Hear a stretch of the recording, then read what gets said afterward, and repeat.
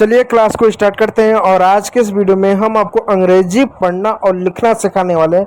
आप किसी भी क्लास से हो, किसी बोर्ड से भी हो, कहीं से भी हो, कोई फ़र्क नहीं पड़ने वाला है। बस फ़र्क इस बात से पड़ने वाला है, क्या आप अंग्रेजी पढ़ना चाहते हो तो आप इस समय सही वीडियो पाएंगे। देखिए बच्चों, इस वीडियो में हम आपको जीरो से यानी मात्राओं के साथ आपको बेसिक टू एडवांस अंग्रेजी पढ़ाने वाले हैं। और मैं ज़्यादा से ज़्यादा कोशिश करूंगा आपको चीज़ों को समझाने बल्कि रटवाने की नहीं, क्योंकि बच्चों को लगता है अंग्रेजी के 25-50-100 शब्द याद कर लो अपना तो बल्ले बल्ले अपने तो अंग्रेजी आ जाएगी। ऐसा नहीं होगा। अगर आपको रटना ना तो अंग्रेजी की आपका मात्राओं को रटो, मात्राओं को रटो। और जब मात्राओं के बाद रट लोगे ना तो उसके बाद आप मात्राओं का उच्चारण करना सीखो कि अगर एक ही मात्रा है तो एम के साथ मिलेगा तो क्या बनेगा, एल के साथ मिलेगा तो क्या उच्चारण होगा, एस के साथ बनेगा तो क्या उच्चारण होगा। इस तरह से उच्चारण को जरा समझो। जब उच्चारण को समझो फिर उसमें एक और शब्द मिलाओ, क्या होगा एक और। इस प्रकार से आपको अंग्रेजी पढ़ना आएगा। तो चलिए क्लास को स्टार्ट करते हैं। लेकिन उससे पहले आपको बताता हूँ, देखो अंग्रेजी में दो मात्रा होती है, एक 12 खड़ी की मात्रा होती है और एक वोवेल्स कॉन्सोनेंट करके मात्रा होती है। अंग्रेजी में जो 5 होते हैं और कॉन्सोनेंट 21 होते हैं। तो ये जो 5 वेवल्स होते हैं और 21 कॉन्सोनेंट होते हैं, यही इन्हीं का प्रयोग करके यानी इन्हीं का प्रयोग करके हम आपको अंग्रेजी आपको पढ़ाने वाले हैं। ये 12 खड़ी की मात्रा काम में नहीं आएगी। 12 खड़ी की मात्रा का तब प्रयोग करते हैं जब हमको किसी का नाम अंग्रेजी में लिखना, जैसे आपका नाम कुछ होगा कमेंट बॉक्स में कमेंट कीजिएगा, तो उसके लिए हम 12 खड़ी की मात्रा का प्रयोग करते हैं। पढ़ने में काम नहीं आता, पढ़ने में यही काम आता क्या, ए ई आई ओ यू, ये अंग्रेजी की यही 5 मात्रा हैं जिनका प्रयोग करके हम अंग्रेजी को पढ़ेंगे। इस बात को याद रखिएगा। और ये 5 अलग अलग मात्रा हैं, पांचों क्या अलग अलग मात्रा है, इस बात को ध्यान दीजिएगा। दूसरी बात अगर ध्यान दे सकते हैं तो ये मात्रा सिंगल भी आती है और पेयर में भी आती है। कैसा, जैसे कार हो गया, जैसे पास्ट हो गया। अब यहाँ पे एक ही मात्रा आया। लेकिन अगर मैं लिखूँ रीड, अगर मैं लिखूँ चेयर, तो अब देखिए इन सभी शब्दों में ई भी आया, ए भी आया, ए भी आया, आई भी आया। यानी दो मात्राएं मिलकर एक मात्रा बनानी है, दो मात्राओं का पेयर है। तो सिंगल भी ऐसा आता है, पेयर भी आता है। इस बात को आप ध्यान दीजिएगा। तो चलिए क्लास को स्टार्ट करते हैं। नियम नंबर 5 से स्टार्ट करते हैं। क्यों नियम नंबर 5? क्योंकि हमारा पार्ट 2 है। तो देखिए, जब किसी वर्ड में ई आए, जब अंग्रेजी के किसी भी शब्द में ई आए और ई के बाद आर आए, तो वहाँ पर ई को हम अ की मात्रा पढ़ते हैं, ई को अ के रूप में पढ़ते हैं। और अ की हिंदी में कोई मात्रा नहीं होती। आ की मात्रा ऐसा डंडा होता है, लेकिन अ की कोई मात्रा नहीं होती। हर हिंदी के अक्षर में आप क से लेकर ज्ञ तक आप हिंदी का अक्षर लिखो। आप जो है ना हिंदी का क से लेकर ज्ञ तक अक्षर लिखो, सब में अ होता है। जैसे क बोलो, क तो लंबा क बोलने अ आ रहा है। अब ल बोलो, लो, तो लो में अ आता है, सब में अ आता है। इसलिए अ की कोई मात्रा नहीं होती, आ की मात्रा होती है। ठीक है, तो देखो क्या पढ़ेंगे, देखो कैसे पढ़ेंगे। एक शब्द है जी ई आर एम। नियम क्या है, अंग्रेजी के किसी भी शब्द में ई के बाद आर हो तो ई को अ पढ़ेंगे। कैसे पढ़ेंगे, जी को यहाँ लिखो ज, जी खत्म हो गया। ई को अ पढ़ते हैं, अ की कोई मात्रा नहीं होती, ज में अ आता है, ई भी खत्म हो गया। अब बच्चा आर एम। और मैंने बताया कि जब दो कॉन्सोनेंट एक साथ होते हैं तो पहले वाले कॉन्सोनेंट को आधा लिखते हैं। अब बहुत सारे बच्चे बोलते हैं आधा हम कैसे लिखें। देखो, दो कॉन्सोनेंट जब एक साथ होते हैं तो पहले वाले कॉन्सोनेंट को आधा लिखते हैं। अगर आर पहले आए, अगर आर पहले आए तो आर को ऐसा उड़ा कर लिखोगे ऐसा। अगर आर बाद में आए तो आप आर को ऐसा ऐसा नीचे करके लिखो ऐसा। ठीक है, तो एम है, एम का म होगा, म लिख दो और आर जो है एम पर लगा दो ऐसा, तो हो जाएगा आपका जर्म। क्या हो जाएगा, जर्म हो जाएगा। उसी प्रकार प्यारे बच्चों यहाँ पे एक शब्द है V E R B. V का क्या होगा, वो होगा। ई के बाद आर आया है यानी ई का उच्चारण अ होगा, अ की कोई मात्रा नहीं होता तो ई को काट दो। आर बी दो कॉन्सोनेंट है, उनके बीच में कोई मात्रा नहीं है, तो आर क्या आधा रहेगा, उड़ा कर लिखेंगे क्योंकि आर पहले बाद में होता तो ऐसा लिखते हैं। तो बी का ब लिख दो, आर का ऐसा र लिख दो, हो गया वर्ब। उसी प्रकार प्यारे बच्चों यहाँ पे एक और शब्द है T E R M. T का ट हो गया, ई का कोई मात्रा नहीं होता है, ई को अ पढ़ते और अ का कोई मात्रा नहीं होता।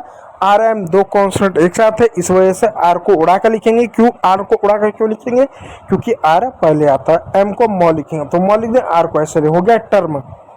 ठीक है प्यारे बच्चों, उसी प्रकार एक और शब्द आपके सामने आ रहा है सब मतलब नियम आ रहा है। नियम नंबर 6, अब देखिए क्या है, जब अंग्रेजी के किसी वर्ड में ई के बाद डब्ल्यू आए, ई के बाद डब्ल्यू आए, तो इसको आप जो है यू पढ़ोगे। क्या ई यू, क्या पढ़ोगे आप इसको, क्या पढ़ोगे, यू के रूप में पढ़ोगे। अब पहला जो अक्षर होगा उसके उसके पहले जो अक्षर होगा वो आधा हो जाएगा, उससे पहले जो अक्षर होगा वो आधा हो जाएगा और इसको यू के रूप में पढ़ोगे।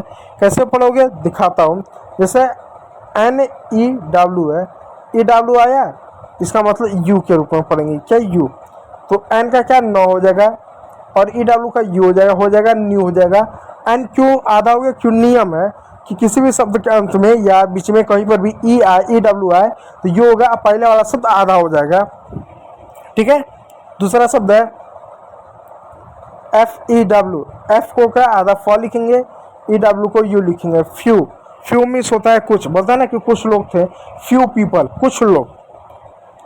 ठीक, उसी प्रकार एक और शब्द आ रहा है एम ई डब्ल्यू, एम का आधा म लिखेंगे, ई डब्ल्यू का यू लिखेंगे, हो जाएगा म्यू। ठीक, उसी प्रकार एक और शब्द होगा बी एल ई डब्ल्यू।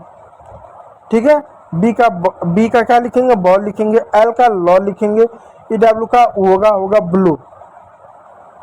ठीक है, वो वाला ब्लू नहीं है। ठीक है, इस बात को याद रखिएगा, वो वाला ब्लू नहीं, बी एल यू ई, वो अलग ब्लू है, यह अलग ब्लू है, इस बात को याद रखिएगा। ठीक है, ये ब्लू। ठीक है, इस बात को याद रखिएगा। ठीक, इस बात को आप याद रखिएगा। ठीक, इस बात को याद रखिएगा। चलिए अगला शब्द देखते हैं।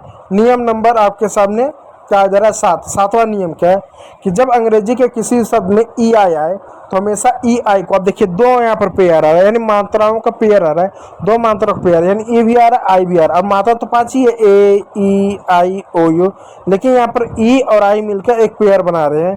तो जब अंग्रेजी के किसी भी शब्द में ई और आई आए तो इसका उच्चारण बड़ी ई की मात्रा के रूप में करेंगे।